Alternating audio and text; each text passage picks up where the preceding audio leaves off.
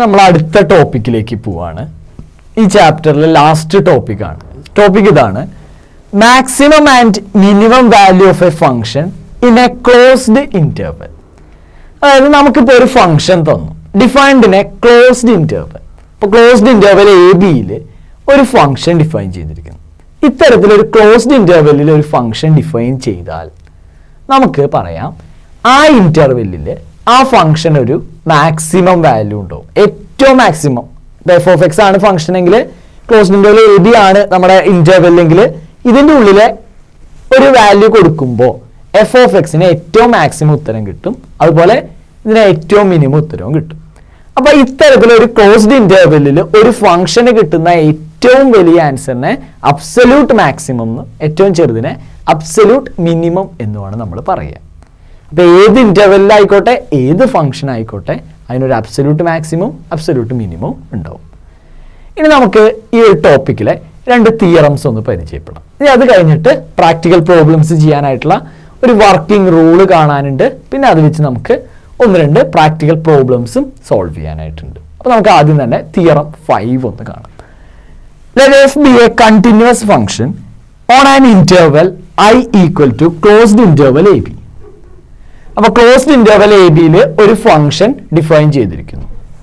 Then f has absolute maximum value and f attains it at least once in I.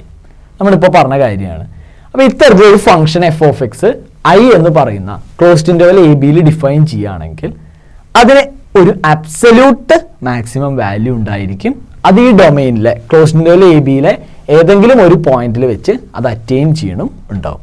ഇതേപോലെ തന്നെ ഈ function ഒരു absolute minimum value ഈ ഇന്റർവെല്ലിൽ ഉണ്ടാവും. അത് ഈ ഇന്റർവെല്ലിലുള്ള ഏതെങ്കിലും ഒരു വാല്യൂവിൻ്റെ റേഞ്ച് ആയിട്ട്, അല്ലെങ്കിൽ ഇപ്പോൾ സി ആണെങ്കിൽ അതിൻ്റെ എഫ് ഓഫ് സി ആയിട്ട് അത് എക്സിസ്റ്റ് ചെയ്യുന്നുണ്ടാവും. ഇതാണ് ഈ തിയറം പറയുന്നത്. ചുരുക്കി പറഞ്ഞാൽ ഒരു ക്ലോസ്ഡ് ഇന്റർവെല്ലിൽ ഒരു ഫംഗ്ഷൻ ഡിഫൈൻ ചെയ്ത് കഴിഞ്ഞാൽ ആ ക്ലോസ്ഡ് ഇന്റർവെല്ലിൻ്റെ ഉള്ളിൽ ഇതിനൊരു അബ്സല്യൂട്ട് മാക്സിമം വരുന്ന പോയിന്റും ഉണ്ടാവും, അബ്സല്യൂട്ട് മിനിമം വരുന്ന പോയിന്റും ഉണ്ടാവും. ഇതാണ് നമ്മുടെ ഈ ഒരു ടോപ്പിക്കിലെ ഫസ്റ്റ് തിയറം പറയുന്നത്. ഇനി ഇതുപോലെ അടുത്ത തിയറം പറയണത് എന്താണെന്ന് വെച്ച് കഴിഞ്ഞാൽ, let f be a differentiable function on a closed interval I and let C be any interior point of I. ഇപ്പോൾ എഫ് എന്ന് പറയുന്ന ഫംഗ്ഷൻ ക്ലോസ്ഡ് ഇന്റർവെല്ലിൽ ഡിഫറൻഷ്യബിൾ ആണെന്ന് വിചാരിക്കുക. കൂടാതെ ഇതിന്റെ ഡൊമൈനിലുള്ള ഒരു ഇന്റീരിയർ പോയിന്റ് ആണ് സി. ഇന്റീരിയർ പോയിന്റ് എന്ന് പറഞ്ഞാൽ ക്ലോസ്ഡ് ഇന്റർവെൽ എ ബിയുടെ ഉള്ളിലുള്ള പോയിന്റ്, അതായത് A less than C less than B എന്നർത്ഥം. എൻഡ് പോയിന്റ്സ് ആവരുത്, ഇന്റീരിയർ പോയിന്റ്. അപ്പൊ ഇങ്ങനെ ഒരു ഇന്റീരിയർ പോയിന്റ് ആണ് സി എന്ന് വിചാരിക്കുക. അങ്ങനെയാണെങ്കിൽ F dash C equal to 0.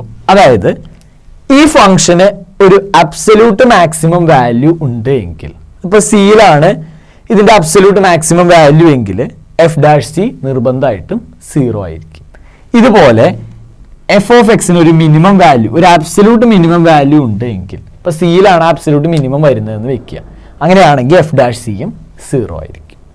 അപ്പോൾ അബ്സല്യൂട്ട് മാക്സിമം ആയാലും അബ്സല്യൂട്ട് മിനിമം ആയാലും വരുന്ന ആ പോയിന്റിലെ ഡെറിവേറ്റീവ് 0 ആയിരിക്കും. ഇതാണ് നമ്മുടെ ഈ ടോപ്പിക്കിലെ സെക്കൻഡ് തിയറം. നമുക്ക് ഈ അബ്സല്യൂട്ട് മാക്സിമോ അബ്സല്യൂട്ട് മിനിമോ കണ്ടുപിടിക്കുന്ന പ്രാക്ടിക്കൽ ക്വസ്റ്റ്യൻസ് എങ്ങനെയാണ് ചെയ്യേണ്ടതെന്ന് നോക്കാം.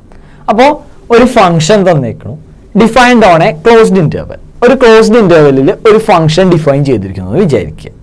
അപ്പോൾ അതിന്റെ അബ്സല്യൂട്ട് മാക്സിമോ അബ്സല്യൂട്ട് മിനിമോ കണ്ടുപിടിക്കാൻ പറഞ്ഞു. അപ്പോൾ നമ്മൾ എന്താ ചെയ്യേണ്ടതെന്ന് വെച്ച് കഴിഞ്ഞാൽ, first step, find all critical points of F in the interval.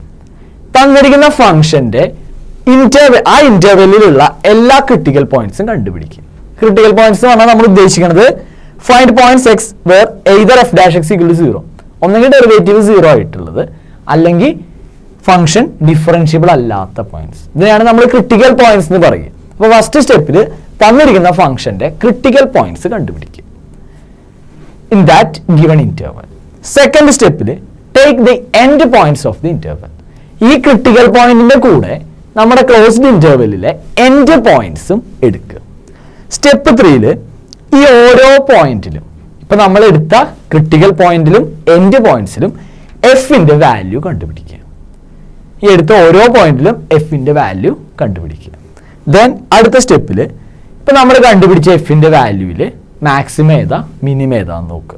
അവിടെ കിട്ടുന്ന മാക്സിമം വാല്യൂ ആയിരിക്കും നമ്മുടെ അബ്സല്യൂട്ട് മാക്സിമം, അവിടെ കിട്ടുന്ന മിനിമം വാല്യൂ ആയിരിക്കും നമ്മുടെ അബ്സല്യൂട്ട് മിനിമം.